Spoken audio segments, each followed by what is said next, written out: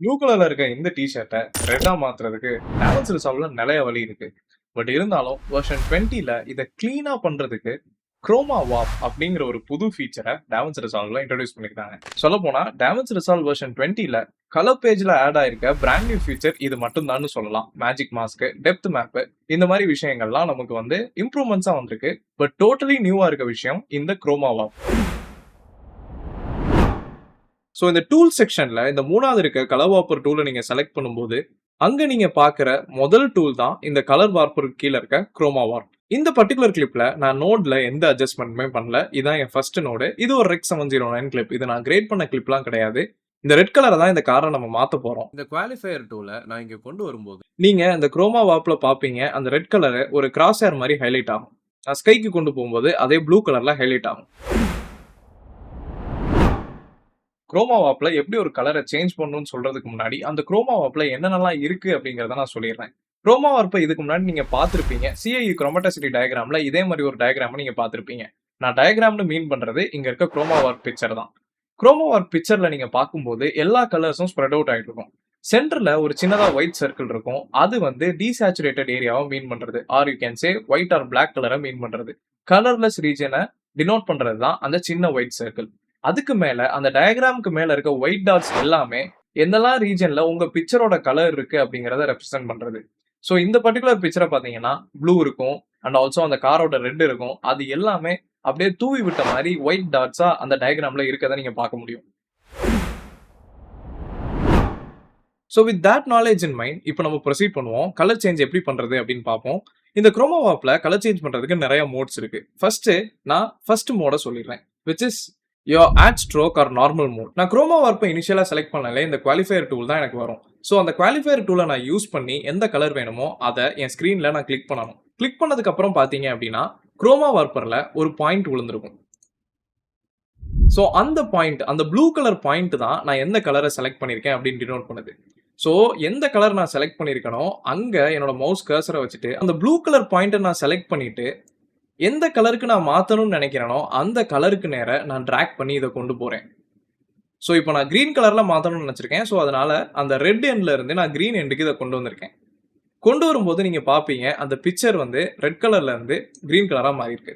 இந்த ஆப்ரேஷன் இந்த காரை மட்டும் அஃபெக்ட் பண்ணல. எதெல்லாம் ரெட் கலர்ல இருந்துச்சோ ஆல்மோஸ்ட் இது எல்லாத்தையுமே அஃபெக்ட் பண்ணிருக்கு. எந்த கலர்ஸ்லாம் அதை அஃபெக்ட் பண்ணிருக்கு அப்படிங்கிறத இந்த குரோமா வார்ப் டயக்ராம் வச்சே சொல்லலாம். ஸோ இந்த பர்டிகுலர் கிளிப்ல பாத்தீங்க அப்படின்னா இதுல ப்ரிடாமினண்டா ஃபர்ஸ்ட் இந்த கார் ரெட் கலர்ல இருந்துச்சு. ஸோ நம்ம ரெட்டை செலக்ட் பண்ணோம். செலக்ட் பண்றப்போ நீங்க இங்க குரோமா வாப்ல பார்க்கும்போது ஒரு ஆரஞ்சு கலர் விஷயத்தை நீங்க பார்க்க முடியும். ஒரு ஆரஞ்சு கலர் பவுண்டரி லைன் மாதிரி ஒன்று இருக்கும். ஸோ இந்த பவுண்டரி லைன் எதை ரெப்ரசென்ட் பண்ணுதுன்னா நீங்க என்னெல்லாம் கலரை சேஞ்ச் பண்ண போறீங்க அப்படின்னு காட்டுறது தான் இந்த பவுண்டரி லைன், இந்த orange colour boundary line. So இதை நான் ரெட் கலர்ல இருந்து ஒரு ஃபார் கலருக்கு புஷ் பண்ணும்போது, அதாவது ரெட்ல இருந்து கிரீனுக்கு நான் புஷ் பண்ணும்போது என்ன நடக்குது அப்படின்னா இந்த ஆரஞ்சு கலர் பவுண்டரியில நிறைய இன்னும் கொஞ்சம் கலர் செலக்ட் ஆகி அது எல்லாமே கிரீனுக்கு புஷ் ஆகுது. ஸோ இப்படிதான் இந்த நார்மல் மோட் ஒர்க் ஆகும். இதே நம்ம இன்னொரு சினாரியோ எடுத்துக்குவோம். இதே மாதிரி இருக்க ரெட் கலர் பட் நடுவில் இருக்க எந்த ஹியூஸும் புஷ் ஆகாம டைரக்டா இன்னொரு கலருக்கு அது ஷிஃப்ட் ஆகணும். இந்த மாதிரி ஓவராலா எல்லா ஹியூஸையும் அது செலக்ட் பண்ணாம ஒரு பர்டிகுலர் ஹியூ, அதாவது இந்த கேஸ்ல நம்ம செலக்ட் பண்ண ரெட்ல இருந்து நேரடியா இன்னொரு கிரீன் கலருக்கு போக முடியுமா, நடுவில் இருக்க கலர்ஸ் எதையுமே டச் பண்ணாம ஜஸ்ட் ஒரு கலர்ல இருந்து இன்னொரு கலருக்கு நம்ம போக முடியுமா அப்படின்னு கேட்டீங்கன்னா அதுக்கு நம்ம யூஸ் பண்ண போறது தான் point to point mode. So இந்த நோட நான் ரீசெட் பண்ணிட்டு என்னோட டூல் செக்ஷன்ல ரெண்டாவது டூல் பாத்தீங்கன்னா add stroke point to point மோடுன்னு இருக்கும். அதை நான் செலக்ட் பண்ணிட்டு இதே மாதிரி ரெட் கலரை நான் கிளிக் பண்ணிட்டு ஸோ இப்போ நீங்க குரோமா வார்ப் வந்தீங்கன்னா உங்களோட மவுஸ் கர்சர் ஒரு லொகேஷன் ஐகான் மாதிரி வந்திருக்கும். இதை செலக்ட் பண்ணி ஜஸ்ட் டிராக் பண்ணி இன்னொரு கலருக்கு நீங்க கொண்டு போகும்போது இங்க என்ன நடக்கும் அப்படின்னா ரேஞ்ச் ஆஃப் கலர் செலக்டட் ரொம்ப கம்மியாகும். நீங்க பாருங்க, போன ஆப்ரேஷன் நம்ம பண்ணும்போது இந்த ஆரஞ்சு கலர் பவுண்டரி ஓவராலா இந்த கிரீன் ஏரியா வரைக்கும் வந்துச்சு. ஆனா இந்த பர்டிகுலர் மோட்ல நான் இதை கிளிக் பண்ணி டிராக் பண்ணும்போது ஜஸ்ட் அந்த ரெட் கலர் ஏரியால மட்டும் இந்த ஆரஞ்சு பவுண்டரி கன்ஃபைன் ஆயிருக்கு. ஆனா அந்த கலர் சேஞ்சஸ் அதே மாதிரி நடக்குது. ஸோ இப்படிதான் குரோமா வார்ப் யூஸ் பண்ணி நம்ம ஒரு கலர்ல இருந்து இன்னொரு கலருக்கு சேஞ்ச் பண்ண முடியும். இதுதான் இதோட 2 modes of changing colours. So இதுல இன்னும் ஒரு சில விஷயங்கள் இருக்கு. அதெல்லாம் தெரிஞ்சுக்கிட்டா நீங்க இன்னும் ப்ரொஃபஷனல் லெவல்ல இந்த குரோமா வார்ப்பை யூஸ் பண்ண முடியும். அது என்ன அப்படிங்கறத பார்ப்போம். ஸோ முதல்ல இந்த ஸ்ட்ரோக் ரீஜன்ல வந்தீங்கன்னா குரோமா ரேஞ்ச் அப்படின்னு ஒரு ஆப்ஷன் இருக்கும். அந்த குரோமா ரேஞ்சை நீங்க இன்க்ரீஸ் ஆர் டிக்ரீஸ் பண்ணீங்கன்னா நீங்க பாப்பீங்க அந்த orange colour boundary increase and degrees ஆகுது. ரெண்டாவது, நான் இந்த எக்ஸ்போஷர் மீட்டரை ரெடியூஸ் பண்ணேன் அப்படின்னா அந்த கலரோட எக்ஸ்போஷர் வந்து கம்மியாகும். நான் இன்க்ரீஸ் பண்ணேன் அப்படின்னா இன்னும் கொஞ்சம் ஒரு ஷைன் கிடைக்கும், ஒரு பிரைட் டேல இருந்த மாதிரி. I like to keep it little bit low. அப்போ அந்த ட்ரூ மெட்டாலிக் டெக்ஸ்டர் எனக்கு கிடைச்ச மாதிரி இருக்கும். இன்னும் கொஞ்சம் ஒரு ஃபீல் கிடைக்கும் அந்த கலருக்கு. இந்த tonal range low and high எதை அஃபெக்ட் பண்ணும் அப்படின்னா, டோனல் ரேஞ்ச் லோங்கிற செட்டிங் உங்க ஷேடோஸ்ல கலர்ஸ் இருக்கிறதுல நீங்க இதை ரெடியூஸ் பண்ணும்போது அந்த எஃபெக்ட் வந்து அந்த ஷேடோஸ்ல கொஞ்சம் கம்மியாகும். ஃபார் எக்ஸாம்பிள், இந்த கிரீன் வந்து எந்த ஏரியாஸ்ல வந்து ஷேடோஸ்ல இருக்கோ அதுல இந்த குரோமா வார்ப்போட எஃபெக்ட் வந்து கம்மியாகும். Same thing for tonal range high. Tonal range ஹையா இருக்கிறதுல நீங்க ரெடியூஸ் பண்ணீங்க அப்படின்னா எந்த இடத்துல ஹைலைட்ஸ் அதிகமா இருக்கோ அந்த இடத்துல இந்த கலரோட இந்த குரோமா வார்ப்போட எஃபெக்ட் வந்து ரெடியூஸ் ஆகும். டோனல் ரேஞ்ச் பிவோட் வந்து இந்த ரெண்டுக்கும் நடுவுல எப்படி ஸ்விட்ச் பண்ணணும் அப்படிங்கறத ஆக்ட் பண்றதுக்காக இருக்கிற விஷயம். ஸோ டூல்ஸ்ல போனீங்கன்னா இதுக்கு மேல இன்னும் 3 டூல்ஸ் நம்ம யூஸ் பண்ணாம இருப்போம். அது என்னன்னு பாத்திரலாம். ஸோ இந்த இடத்துல பாத்தீங்கன்னா ஆட் பின் பாயிண்ட் அப்படின்னு ஒரு டூல் இருக்கும். அந்த டூல் என்ன பண்ணும் அப்படிங்கறத பாக்குறதுக்கு ஒரு பெஸ்ட் எக்ஸாம்பிள் நான் நார்மல் மோட்ல இதை நான் காட்டுறேன். ஸோ நார்மல் மோட்ல இந்த கலரை நான் செலக்ட் பண்ணிட்டு இங்க நான் புஷ் பண்ணேன் அப்படின்னா சில நேரத்துல என்ன ஆகும் அப்படின்னா ஸ்கை மற்ற விஷயங்களும் அஃபெக்ட் ஆக ஆரம்பிக்கும். ஃபார் எக்ஸாம்பிள், இந்த கிளிப்ல நான் இதை ப்ளூ கலரா சேஞ்ச் பண்ணியிருக்கேன்.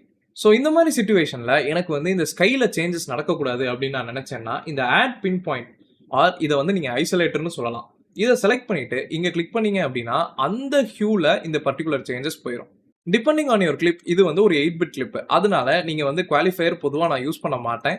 பட் நீங்க டிபெண்டிங் ஆன் யுவர் கிளிப் நீங்க நிறைய கிளீன் அப் பண்ண வேண்டியதா இருக்கும். இந்த மாதிரி சிச்சுவேஷனை எப்படி பவர் மாஸ்க் யூஸ் பண்ணி ஹேண்டில் பண்றது அப்படின்னு நான் எக்ஸாம்பிள் காட்டிடுறேன். ஸோ தட் உங்களோட ரியல் லைஃப் சினாரியோல நீங்க கிரியேட் பண்ணும்போது இந்த ஒர்க் ஃப்ளோ வந்து உங்களுக்கு தேவைப்படும். ரொம்பவே யூஸ்ஃபுல்லா இருக்கும். இந்த கிளிப்ல என்னால இவ்வளவுதான் கிளீன் அப் பண்ண முடிஞ்சு. பட் எனக்கு இந்த கார் மட்டும் தான் செலக்ட் ஆகணும். இதை நான் பண்றதுக்கு ஒரு சில ஆப்ஷன்ஸ் நான் பண்ணலாம். என்ன பண்ணலாம்?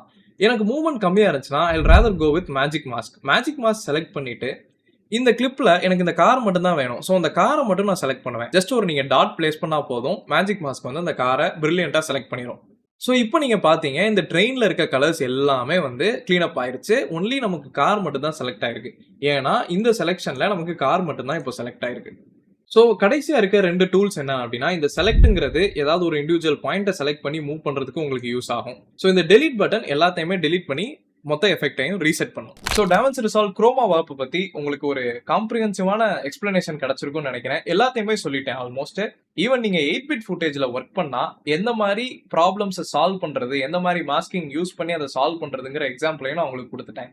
10-பிட் ஃபுட்டேஜ்ல ஒர்க் பண்ணா இந்த மாதிரி இருக்க கலர் லீக்ஸ் வந்து ரொம்ப இருக்காது. உங்களுக்கு வந்து இன்னுமே கிளீனரான ஒரு ஒர்க் ஃப்ளோவா கிடைக்கும். பட் கஷ்டமான விஷயத்தை நீங்க பழகிட்டா ஈஸியானது ரொம்பவே சுலபமா இருக்கும். அதனால தான் இந்த ஒர்க் ஃப்ளோ உங்களுக்கு வந்து நான் எடுத்துக்காட்டா இந்த எக்ஸாம்பிள்ல நான் காமிச்சேன். ஸோ DaVinci Resolve 20 ரிலீஸ் ஆனதுல இருந்து நிறைய அப்டேட்ஸ் நம்ம வீடியோஸ் வந்துட்டே இருக்கு. இன்னும் நிறைய ஃபீச்சர்ஸை நான் எக்ஸ்பிளைன் பண்ண போறேன்.